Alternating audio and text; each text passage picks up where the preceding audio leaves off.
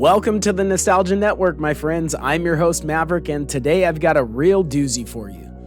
Long story short, my son and I were able to get an early access invite to Universal Studios Hollywood for Super Nintendo World, and I really want to share my experience and thoughts on this portion of the park. Almost immediately after entering the park, we made our way down the escalators to the lower lot where Super Nintendo World is located, and I was blown away at how awesome the entrance looked. Off to the right-hand side of the entrance was an area for people to take photos, which we did, but after that we made our way through the large green warp pipe that took us to this cool entryway, which eventually opens up to this.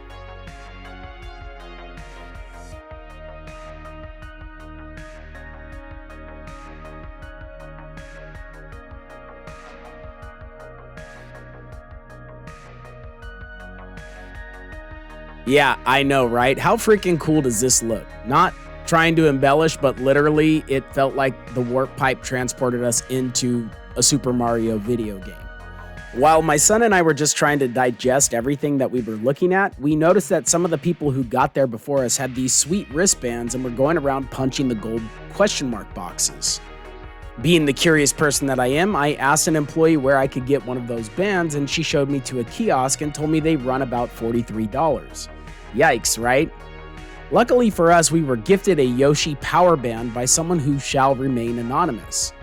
After my son received his Power Band, we quickly registered it with the Universal mobile app, which allowed my boy to do all the punching his little heart could desire. The purpose of the Power Band is to collect as many coins as possible and win 3 golden keys, which allow you to take on Bowser Jr. and get back the golden mushroom that he stole. The way to win the golden key is simple. There are 3 interactive games that require you to tap your Power Band on the gold key to activate your account, then proceed to accomplish the task at hand, and if you're successful, you earn coins and a golden key. As an adult, most of these games were pretty meh to me, but one game that appeared to be fun was the Alarm Clock Run. The cool thing is they have kiosks around the park for you to check where you rank for the day. So it was pretty entertaining for my son to see how he stacked up against all the other kids that were playing. I was told by a member that there are hidden items throughout Super Nintendo World that allow for you to earn more coins and stickers during your stay. Unfortunately for us, time was not on our side, so we made our way to the Creme de la Creme so that we could battle Bowser in one of our favorite games to play against each other, which is Mario Kart. So right now I'm going to stay quiet so that you can enjoy the sights and get an early peek at the Bowser Challenge. The last thing that I'll say is that what I recorded of the actual ride does not do it justice, as I could not place my phone under the visor that makes the Mario Kart characters appear. So if the video of the ride appears a little lackluster, just take my word for it and get on this ride.